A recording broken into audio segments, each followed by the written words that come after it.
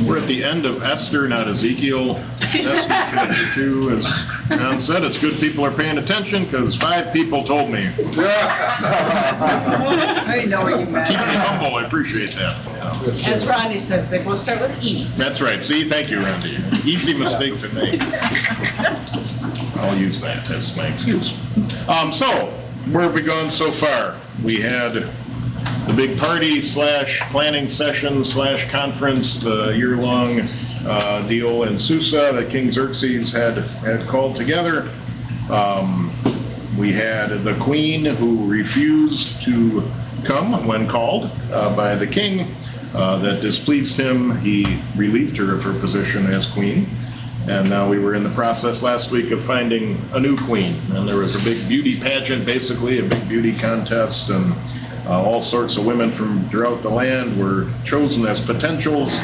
And at the end of the day, verse 17 of chapter 2, the king was attracted to Esther more than to any of the other women, and she won his favor and approval more than any of the other virgins. So he set a royal crown on her head and made her queen instead of Vashti. So that is where we were set up for today. The big thing we talked about at the end of last time was how Mordecai, her uncle, who kind of raised her as a daughter, was very insistent that she not reveal her identity. We're going to find out in chapter 3 why, that even back then there was an animosity toward the Jewish people. So Mordecai was very much, don't tell them who you are, don't tell them your bloodline, just sort of mix in with everyone else. And we talked for a bit about that, and was that a sinful choice? Was that a smart choice? Was it a little bit of both? And at the end of the day, we're going to find out again here today in Esther. Remember the book of Esther, and I said it last week, just because the Bible says something happened doesn't mean it always condones what happened. But how God uses everything for his purpose and everything for his glory. And even if this was a sinful choice where she should have just come out and said, yeah, I'm a Jewish person and I'm not going to be afraid of it, and we're from the family of believers, and Abraham, she absolutely could have said that. She chose not to from the advice of her uncle. Whether or not we can debate that was a sin, God uses it for the purpose of his ultimate plan in Esther to preserve the line of the Jewish people, which in chapter 3 we're going to find out was very, very much in jeopardy once Haman, the bad guy in the story, gets his way here. So the second thing, as you see here on the sheet, Esther did all that was prescribed by the king's eunuch Hegai. When it was her turn to go before King Xerxes, he was more pleased with her than all the other virgins. So this Jewish orphan, formerly named Hadassah, became queen of Persia, wife of the most powerful man in the world. From Deuteronomy, Exodus, and Ezra, for the sake of time, we don't have to read those. Those are just sections that talk about how the Jews were forbidden to intermarry with people who weren't Jews. They were forbidden to intermarry with people from other nations. Do you remember the reason for that? Why was God so insistent? Don't intermarry with those people. Can you guess? Follow their God. Yeah, that was the big one. What's going to happen is you're going to end up following their gods. You're going to end up doing the pagan things that those people do. So it's not wise to be married to people who don't share your God and your faith. So that's what those pastors would say. Sure seems like Esther's doing exactly that. Sure seems like she's marrying not just a pagan, but the king of the empire of pagans. Should Esther have refused the marriage and revealed her identity? What are your thoughts on it?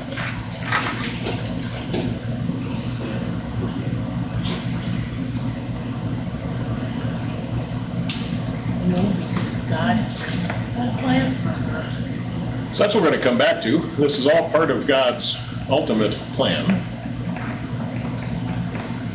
Doesn't necessarily excuse the action. Maybe that can be debated. Should she have? Why was she in the quote-unquote contest anyway? Why was she there in the first place?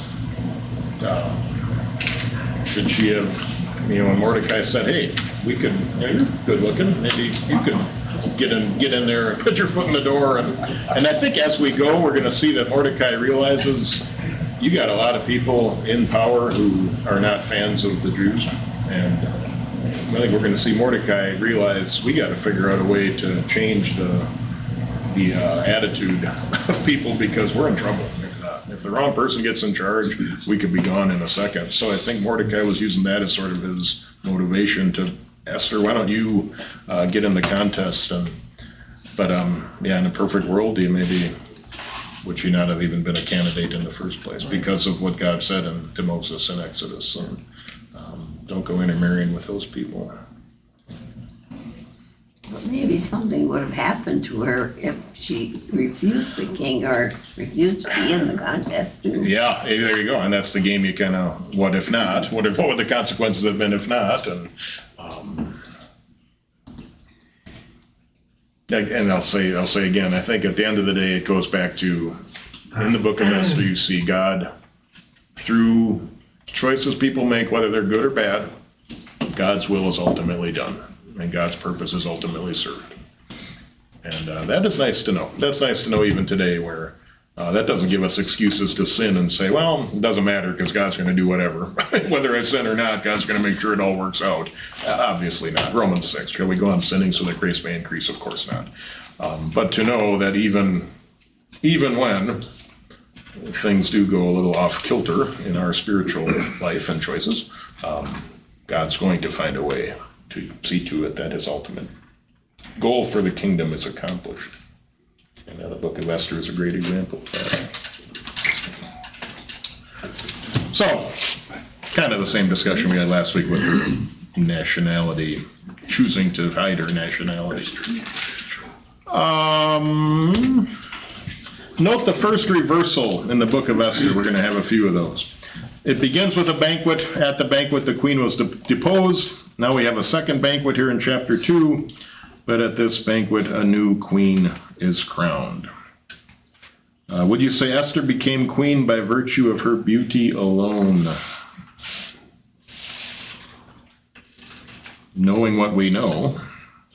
And kind of like we've said already, is God had a plan, so God made it that in the king's eyes she was more attractive and stuff. Right. Yeah, to Xerxes, yes. She was queen because of her beauty. She stood out from all the other women. She was the cream of the crop. She was the first one to pick. He said, that's the one I want. To him, that's all he was thinking of. To us, we know, as we said, history is his story. We know that God is molding the events of history for his ultimate purpose. And God saw to it that the king would see that she was the most beautiful of them all and take her in to be his queen. Read Esther 2:19 and 20. Who likes to start us off there? Dean is going to do that for us. When the virgins were assembled the second time, Mordecai was sitting at the king's gate. But Esther had kept secret her family background and nationality, just as Mordecai had told her to do, for she continued to follow Mordecai's instructions as she had done when he was bringing her up. Okay. We don't have to do all four. Maybe just do Deuteronomy 21:18 through 20. Talk about the significance of being in the king's gate.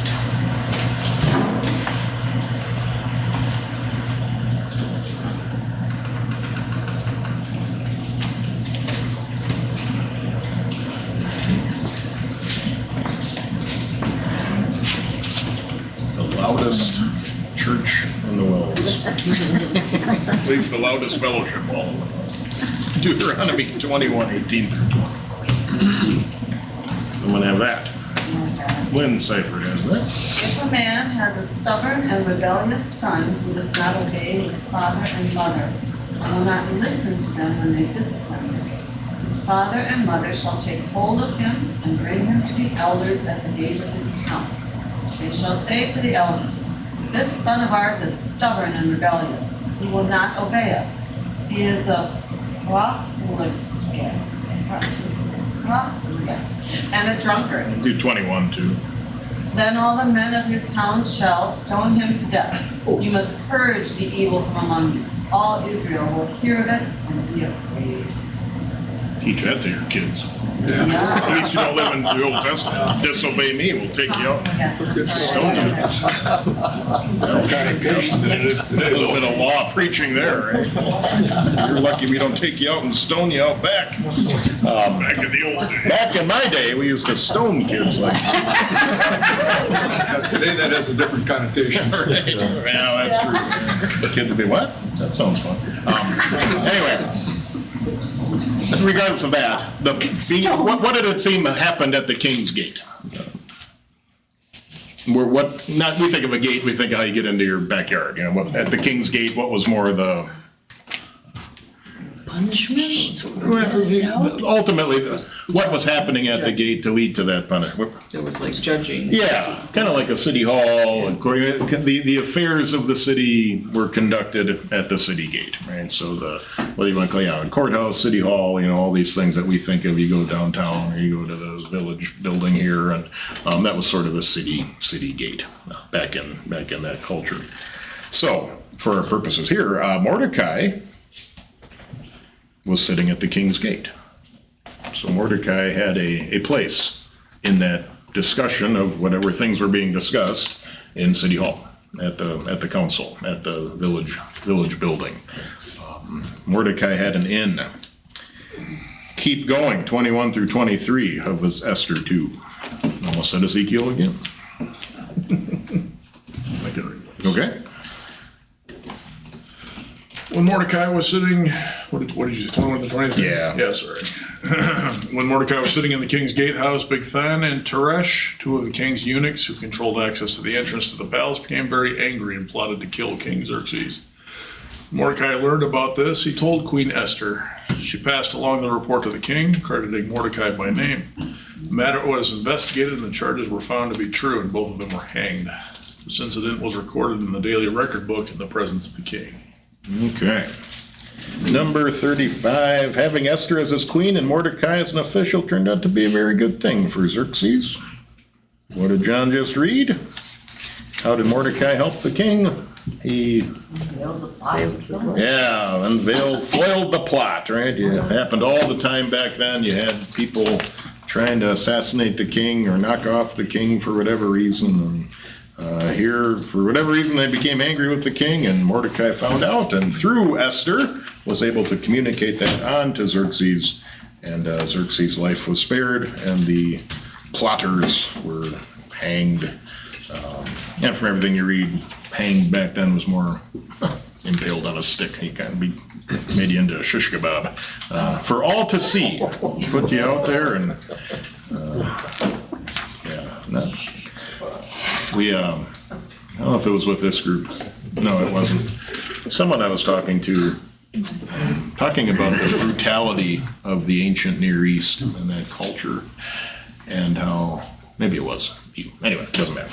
How when people kind of complain about how God was so mean back then, and I can't believe he would tell people to wipe out a city and all these horrible things. That's not a God I would worship.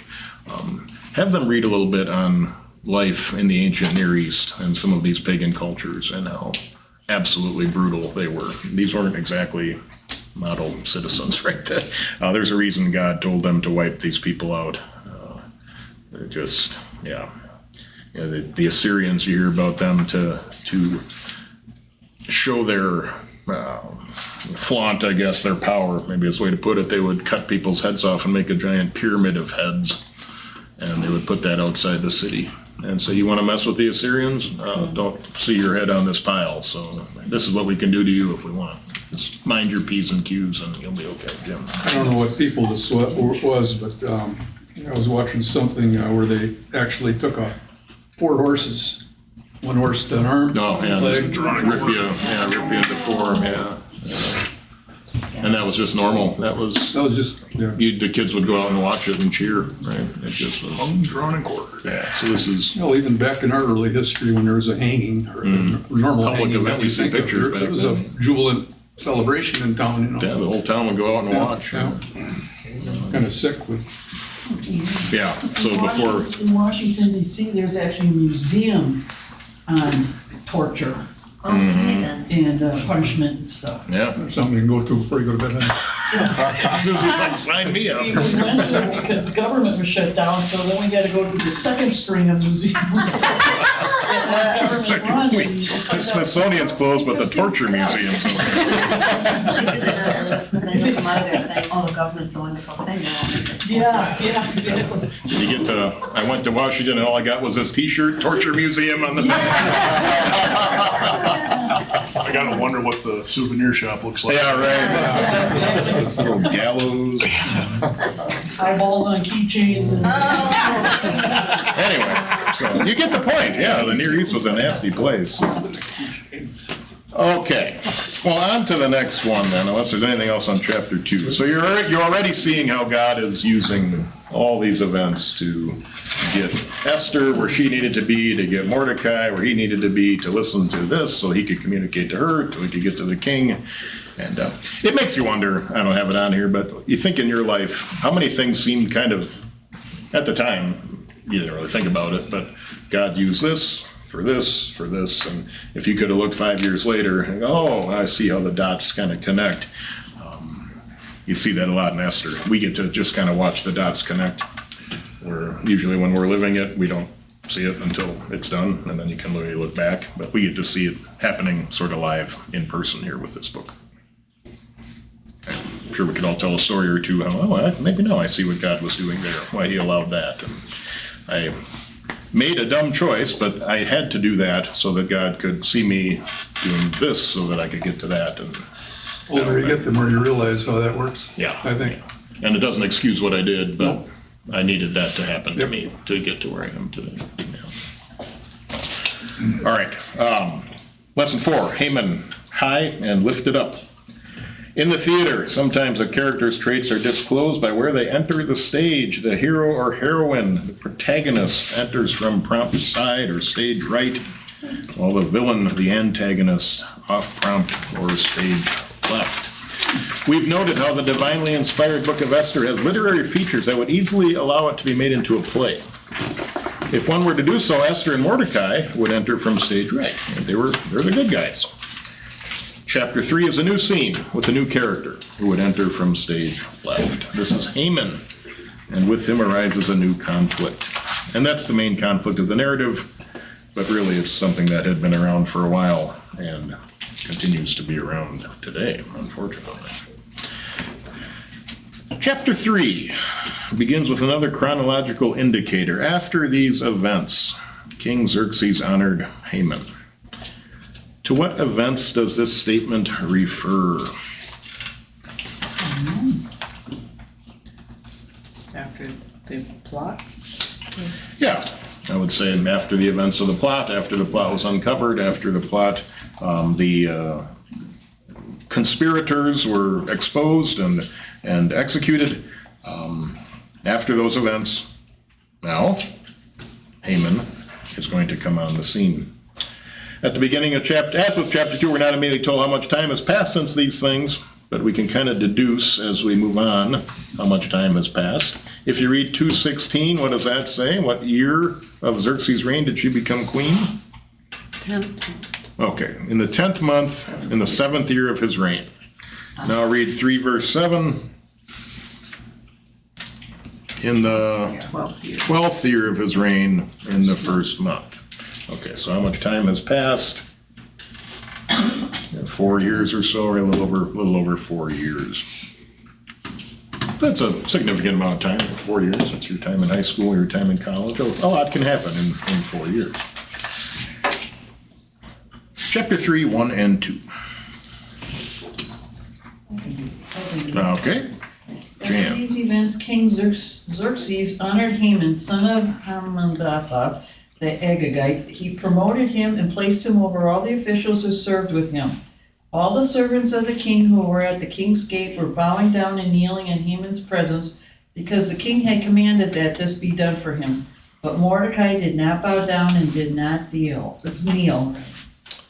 Here we're introduced to Haman, the villain. At the end of 2, we learn Mordecai saved his Xerxes' life by reporting the assassination plot. Conspicuously, the event is written in the chronicles of the king, but Mordecai is neither recognized nor rewarded.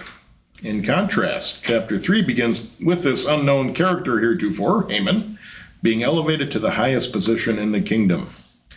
You don't see Mordecai getting this treatment that you saw Haman get. Once more, the king has decreed that all the royal officials at the gate must bow down to Haman and honor him, which would have included Mordecai in that decree. How do we know Haman is a villain? Just as we read on, we're going to find Oh, out very quick. okay. Yeah, you'll know by the end of chapter 3. Spoiler! Yeah, I gave it away. We can leave now. The guy who wants to kill all the Jews is the bad guy. Well, it seems.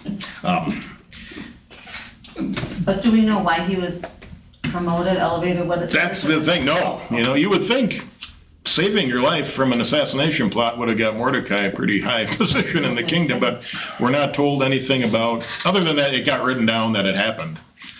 Mordecai doesn't get any special perks Has that this we guy know. been mentioned before? No, this is the first time he's on this. Yeah. Mordecai doesn't bow. We don't have to think real hard about why not. Why wouldn't he bow? Just, you shall have no other gods before me, right? You're not going to bow down to any human being. You see that with Daniel. Don't pray anymore. Okay, well, I'm going to go to my room and pray. Shadrach, Meshach, and Abednego. When you hear the sound of the harp and the lyre and the zither and the flute, and you will worship the big golden statue. And they say, yeah, we're not going to do that. No matter how many times you tell us, we will only bow down to the Lord our God. And we will face whatever consequences we have to face for making that choice. So Haman or Mordecai in the same way. I'm not going to kneel down to a man. I'm not going to give honor to anyone, but to God. Which is good to, if in the last chapter we say, it's wrong to not reveal your name. Why are you lying about that? I think in chapter 3, we know his heart is in the right place. We know that he is a worshiper of the true God, and it's not just a facade. He really does want to honor the Lord, and he's not going to, even if everyone else is bowing to a man, there's no way that Mordecai is going to do that. In session 2, we discussed the importance of names. While Esther and Mordecai's names don't seem very important, Haman's name reveals a lot about him. He's called Haman the Agagite, the son of Hammedatha. You did a very good job with that, Jan. The names Haman and Hammedatha don't tell us much, but the fact that this Haman is an Agagite is crucial to the plot of Esther. Exodus 17, 8 through 16. Let's take the time to read that.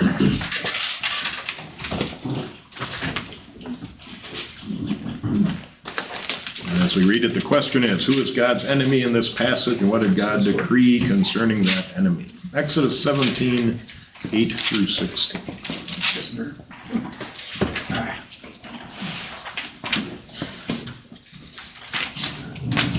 Who wants to take us on a journey in the wilderness with the children of Israel? Doug's got that. Then the Amalekites came and fought against the Israelites at Rephidim. Moses said to Joshua, select some men for us and go out to fight against the Amalekites. Tomorrow I'll stand up on a hilltop and God's staff will be in my hand. So Joshua did as Moses told him. While Joshua was fighting against the Amalekites, Moses, Aaron, and Hur went up to the hilltop. Whenever Moses held up his hand, the Israelites would start winning. Whenever he lowered his hand, the Amalekites would start winning. When Moses' arm became tired, they took a stone and placed it under him, and he sat on it. Aaron and Hur held up his hands, one on one side and one on the other side. In this way, his hands were steady until sunset. So Joshua defeated the Amalekite army with the sword. The Lord then said to Moses, write this on a scroll as a memorial, and make sure that Joshua hears it, because I will completely erase the memory of the Amalekites from under heaven. Moses built an altar and named it, The Lord is my banner. But he has said, since a hand was raised against the throne of the Lord will be at war with the Amalekites from generation to generation. Okay. So, you can be like faithful Aaron holding up the prophet's hands. Remember from Hark the Voice of Jesus Crying, this will be the Bible story where that line comes from. So the Amalekites are the Amalekites, and God has some pretty strong words against these people. As Doug read, this is going to be from generation to generation. We'll be at war against them. Now fast forward to 1 Samuel. Who are the Amalekites today? Oh, I'd have to do a little lineage on that. I don't know I think they ended up kind of blending in somewhere. God's on it. Yeah. I looked up Agagite, so. I have- Yeah, so 1 Samuel 15 is where you're gonna, this is before David comes into power, we're in the days of Saul. 1 Samuel 15, how about 17 through 20? To answer, Yeah, do they have a, the Amalekites are not known to exist today. Scholars believe they've been wiped out, dispersed, or otherwise assimilated in other populations. So there is no direct ancestry to the Amalekites anymore. Well, good. Need them we anyway. don't promote genocide here. 1 Samuel 15, 17 through 20. All right, Lisa's got that. Samuel said, "Though you were insignificant in your own sight, you were made the head of the tribes of Israel. The Lord anointed you king over Israel. Then the Lord sent you on a mission and said, 'Go and devote the Amalekites, that sinful people, to destruction. Fight against them until they are exterminated.' Why didn't you listen to the voice of the Lord? Why did you swoop down on the plunder and do what was evil in the Lord's sight?" One more. One more. Saul said to Samuel, "But I have obeyed the voice of the Lord and have completed the mission that the Lord gave me. I have captured Agag, king of Amalek, and I have completely destroyed the Amalekites." Okay, that's good enough. So this is where Prophet Samuel, right, good guy, says to Saul, "The Lord and you are done. You've had your chance and you have rejected him enough." And it's this whole story about Agag and the Amalekites and how they were supposed to wipe everything out, but instead they took some of the plunder and they kept it for themselves. And God said, I'm done having you just blatantly disobey my commands. So I'm moving on to a new king. And the next chapter is going to be where David, he goes to Jesse and bring out your sons. And is this everyone? Well, no, there's the shepherd. He's in back. We'll bring him out. And oh, that's the one, David, the shepherd boy. So this is kind of Saul's last, not that David becomes king right away, but this is the last story that says, I'm cutting off ties with you from God. But to your point, Agag, the king of the Amalekites. Now we go back to Esther. Here's where it all ties together. Haman, the son of Hammedatha, the Agagite. So if that, and you can see why, if God, back in Exodus, the Israelites and Amalekites, there's going to be problems from generation to generation. Samuel, you have this story where King Agag was brought back and killed by Saul, and now you have someone from that bloodline of Agag, and you have this constant bad blood between the Amalekites and the Israelites. We're getting a look into Haman's motive when Haman gets into power. And again, spoiler alert, he's going to say, we got to get rid of the Jews. Kill them all. I don't care where they live. I don't care if they're male, female, child, young, old. They all got to go. Kind of gives you the background. It gives you the history. Another instance where if Israel had followed what God had told them to do, there would be no Haman. Yeah, yeah, right. There would be no descendant of Agag. Right. Yeah, that's a great point. How many times when Israel chooses to, we'll just let them live. Okay, well, just wait a few generations. And if you wouldn't have done that, you wouldn't be in the pickle you're in. But you chose to do no better than me. And the whole book of Judges, that whole story. They could have wiped all those people out the minute they got into the promised land. They chose not to. We'll just coexist. Okay. Now wait to see what happens. Now all these people are going to be a thorn in your flesh. Time and time and time again. If you just would have listened. So back to our day, right? How many times, if you just would have listened, you wouldn't have this problem or that. Not that God's not going to use it, as we said, for his glory. He will. But if you would have listened, you maybe could have avoided some things. I've said, God doesn't give us commands just willy-nilly. When he tells us to do something, there's always a reason. He means a blessing for it. Don't do this, because it will be better for you if you don't. Do this, it'll be better for you if you do. And when we decide we know better than him, we shouldn't be surprised when things don't exactly go well, because he wants to, he just doesn't command us for the sake of commanding us, right? He has purposes behind his law. Okay, so that's Agag and the Amalekites. We did 41 there, we just talked about 42. Esther 2:5, Mordecai's name is insignificant. His ancestry helps to explain the conflict between him and Haman. So, from what tribe was Mordecai? Back to 2:5. There was in the citadel of Susa a Jew of the tribe of Benjamin. Do you remember what king of Israel was from the tribe of Benjamin? It's not David, he's from the tribe of Judah. Saul was from the tribe of Oh, okay. Saul, the first king, kidnapped and killed Agag, the Benjaminite, the Agagite.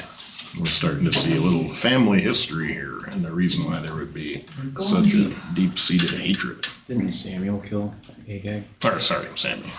Thank you. We just read it, so. Yeah, no, I'm getting my letters mixed around today. Getting old, Fred. Getting old. Oh, for heaven's sake. Guys, Oh. someday you guys will be 47. And you'll forget things too. Too long ago. I was the day was. He's heaven. And when you get to my age, then we'll talk. Oh, to be 47. I know, right?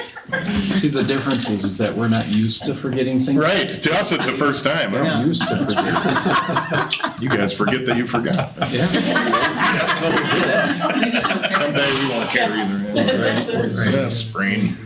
All right, anyway, enough. So, we've talked about the background. You kind of see the Haman Mordecai thing is not something that just popped up. Right? This will be something that Haman has he's been chewing on this for, you can imagine, if knowing Mordecai, imagine what his heart, like the fire in his heart, the source of the hatred for the Jewish people. And Haman is going to show his colors here real quick. 3 through 7, Esther 3. Karen's got that. Yeah. Then the royal officials at the king's gate asked Mordecai, "Why do you disobey the king's command?" Day after day they spoke to him, but he refused to comply. Therefore they told Haman about it to see whether Mordecai's behavior would be tolerated, for he had told them he was a Jew. When Haman saw that Mordecai would not kneel down or pay him honor, he was enraged. Yet having learned who Mordecai's people were, he scorned the idea of killing only Mordecai. Instead, Haman looked for a way to destroy all Mordecai's people, the Jews, throughout the whole kingdom of Xerxes. How far? One more. In the 12th year of King Xerxes, in the first month, the month of Nisan, they cast the proof, that is the lot, in the presence of Haman to select a day and month. And the lot fell on the 12th month, the month of Adar. Okay. The Jewish festival in the video we saw at the beginning of this, the cartoon guy, Purim. That's the Jewish holiday. Still to this day, they celebrate that.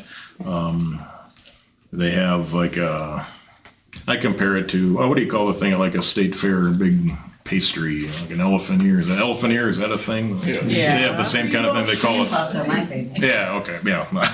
They call it a Haman ear. And that's what they. Not quite as big of as an elephant ear. But No, not quite as just big, tasty. right? Right. But their way to kind of poke, Haman's going to end up getting killed at the end of the story. He's going to end up getting what he deserved. But they kind of mock Haman by making these Haman ears, and that's one of the things they do to celebrate Purim. Okay, so Haman found out Mordecai. We don't need to talk about that. He wants to not just kill Mordecai, but he wants to kill them all. Get rid of all of Mordecai's people in the whole kingdom of Xerxes. So not just the ones in town here. We're going to get rid of every Jew in the whole kingdom. And at this time, the Persian kingdom was pretty large. Many ancient people made important decisions based on various types of divination. They would read stars. They would read the entrails of sacrificial animals. That must have been a fun job. Have you heard about how they did that? They would cut open the animal, and then they would look and see where the liver was and where the kind of how things were positioned, and then that would the gods are telling us to go this way or go that way based on where the gallbladder would be, and if it was a little bit, we would go left, or if it was a little bit here, we'd go right, and I forget the technical name for that. There's a name for someone who that was their job. They just would read animal entrails all day and tell the king, here's what God is saying we should do. They would watch for patterns and flocks of flying birds and so on. I don't know, what do people do today? You got your magic rocks, you got your horoscopes, you got your astrology, yeah. Tarot cards. Magic 8-ball. Magic 8-ball, and soon, or ask again later, and all that same concept. How did they read the stars? Or what did they read in the stars? Yeah, what ones were visible? Yeah, because the stars are pretty consistent, right? It's not like Gemini moves. I mean, it'll move based on the season, but it would be, okay, where is it at this time based on, that's what I know of it. It's at this degree angle in the sky, therefore. Therefore, it's fall. Yeah, well, right. You know, why, so, Meteorologist should know all that stuff. Yeah. I'm a what? You, the meteorologist, should know all right. that. There's no way you were thinking of that. Haruspex? That was the word I was thinking of, yeah, but I would never have come up with it, but now that I see it. So when you read, not that you read your horoscope, but if you do, it'll say, I'm a Gemini, right? So I'm June, a Gemini, the twins, and once in a year, I'll maybe look at it as for fun. Based on where Virgo is in the sky, it'll say something like that at the beginning, or based upon where Leo is found, or based upon, and then you are gonna have a great week, or you're gonna have it's stuff like that. Yeah. Based upon, I don't know what the math is behind that, or, we know it's all fake, but dumb stuff like that. And it's just, for us as Christians, like, really? You just trust in the Lord with all your, and you're gonna set your eternal future on where Cancer the crab is in the sky, rather than the word of God, or whatever. So they would cast lots. We're not told who they were, but it could well be that Haman had enlisted professional help for determining the most propitious day to carry out his wicked plan. The author of Esther informs us the casting of the poor was analogous to casting lots, which did happen in the Old and New Testaments. The Torah strictly forbade pagan forms of divination, such as necromancy, conjuring the dead, hepatoscopy. That's what you looked up, right? The killing of animals and birds to observe their entrails for signs and omens. Yet the casting of lots was not forbidden. The promised land was divided among the Israelite tribes, clans, and families by this practice. It was used to determine Jonathan's guilt. It's mentioned when they pick Judas's replacement, Matthias. What did the practice of casting lots assume? How is this different in Israel than in pagan nations, and should we continue this practice? So what is different from the disciples casting lots and the lot falling on Matthias versus the Persian in the 6th century BC cutting open an animal and saying, let's see where the entrails are? Lots there One's more. gross, one's not. One's what? One's gross and Oh, one's one's not. gross and one's not, okay, very true. Wasn't it also like they were trusting that God, the true God, would be doing it? The other people were more like, this is what it looks like, so.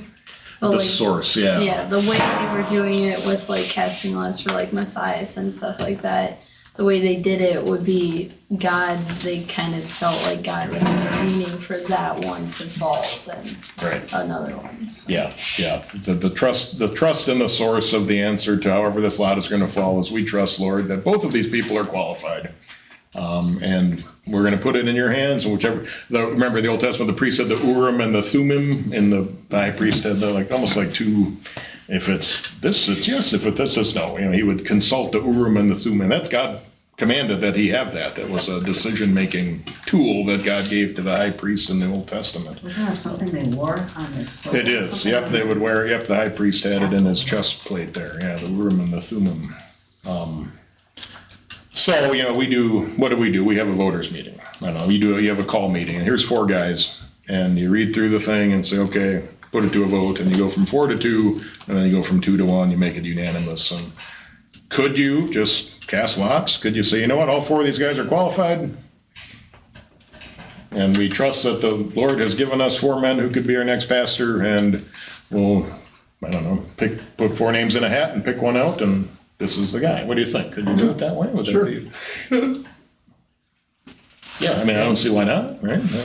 We're already to the point where they've been sort of vetted. We're to the point where they've gotten through the first filter of, okay, the congregation has given the district president what our needs are, and who do you think would fit well?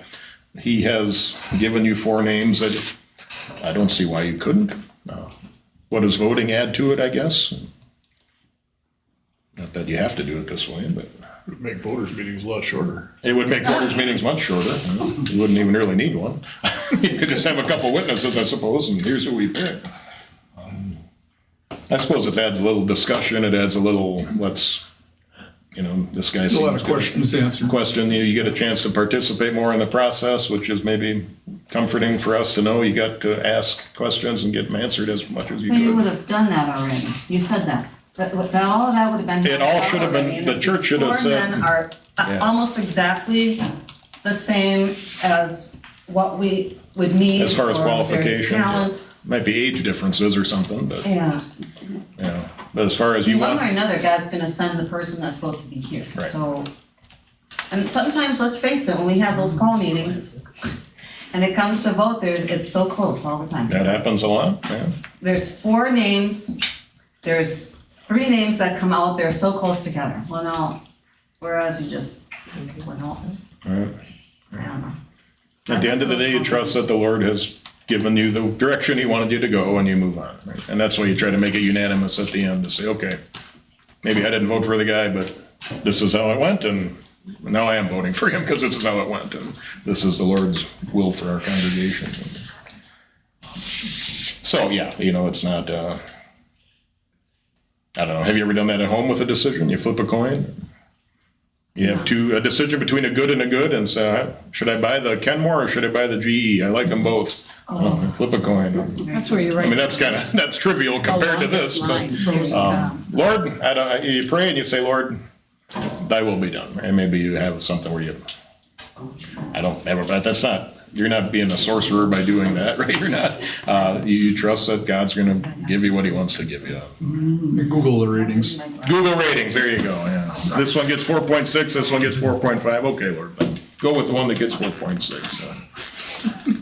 The problem is when you look back and if something goes haywire, Yeah. you start blaming God. And, well, see, if you would have just done this and this, and that's where okay, Lord, you had a reason for all of it, and I trust that there's a reason you wanted me to get that lemon of a car, that I flipped a coin and it was that instead of that.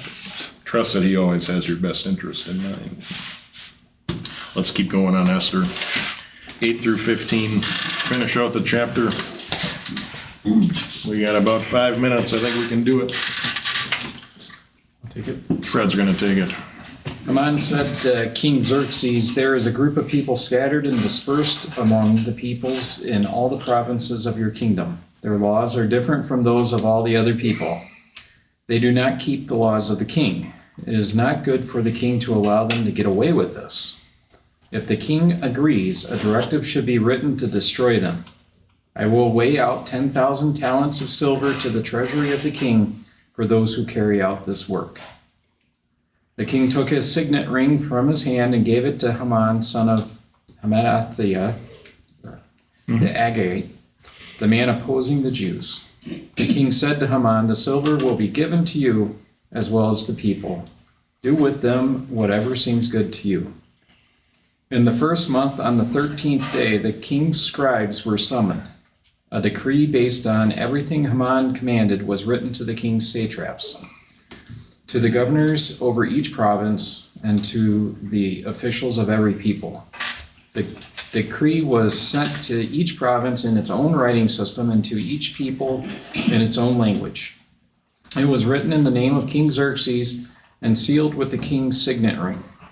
The letters were sent by courier to all the provinces of the king to destroy, kill, and annihilate all the Jews, young and old, including children and women, and to plunder their goods in one day, on the 13th day of Adar, the 12th month. A copy of the decree was to be proclaimed as a law to all the peoples in every province, so that they could be ready for that day.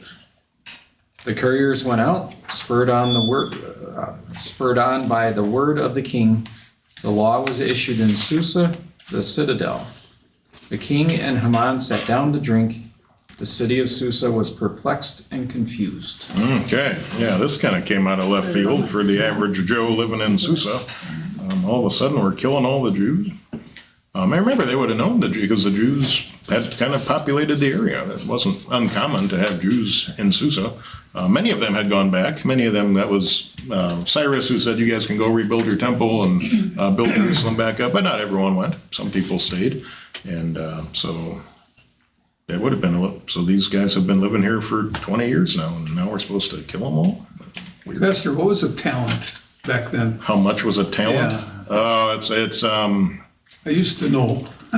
well, look up the unmerciful servant parable. I think that one. That was a lot of money, I think. Footnote says the footnote estimated to be says- half the annual income. Of Okay, 10,000 talents is half the annual income of the kingdom of Persia. So whatever the GDP of Persia was, take half of that. That was 10,000 talents. Yeah.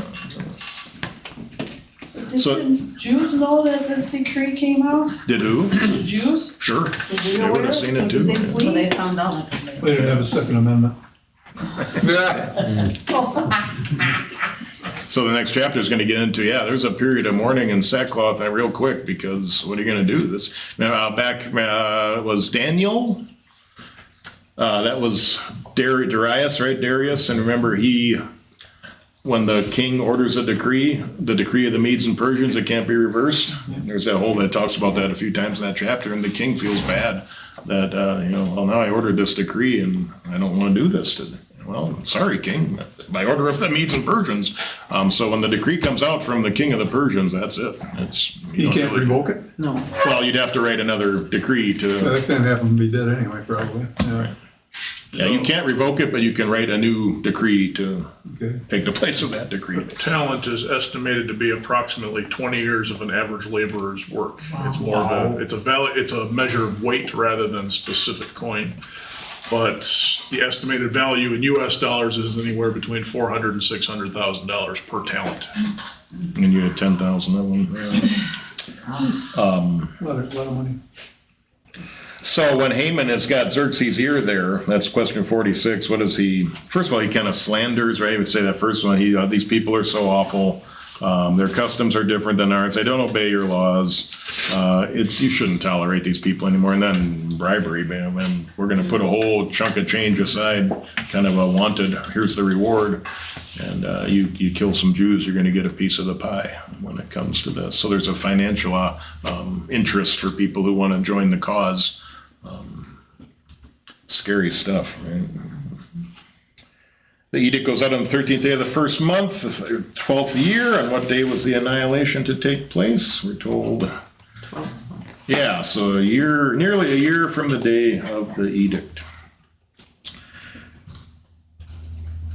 In the next lesson, we're going to explore the presence and work of God in the book of Esther. Here, we'll look ahead for a moment and ask, why is there such a long time between Haman's edict and the date set for the annihilation? He could have said do it next week, right? There's no reason he has to wait a year. They'd already cast a lot. Okay. And how do you see God's hand kind of at work here? Using their own superstition against them. Yeah. And God's going to do a lot in this next year. Change things. All right. That's it for today. The soap opera continues next week. Story of Queen Esther. It really is a fascinating story. But you can see up to this point, how would this fit in? Like, how would you preach on Esther? You can see why it's not in any of the readings. It's interesting, and it's absolutely part of God's word. But where would you, I guess, trust in the Lord? If the theme was trust, maybe you could put a reading on. But then what do you put? You'd almost have to put in like 3 chapters worth of it. It's not like one snippet you can pull out and say, trust in the Lord. You see it as you read it. It would be one of those things where they have the selected verses and it would be that long. Right. From 8 different chapters, here's the selected verses of Esther. Make the point that God knows what he's doing and just realize that he's God and you're not. Anything else this morning? Any announcements? Okay. Close with the blessing as we do. The grace of our Lord Jesus Christ and the love of God and the fellowship of the Holy Spirit be with us all. Amen. Frank's funeral next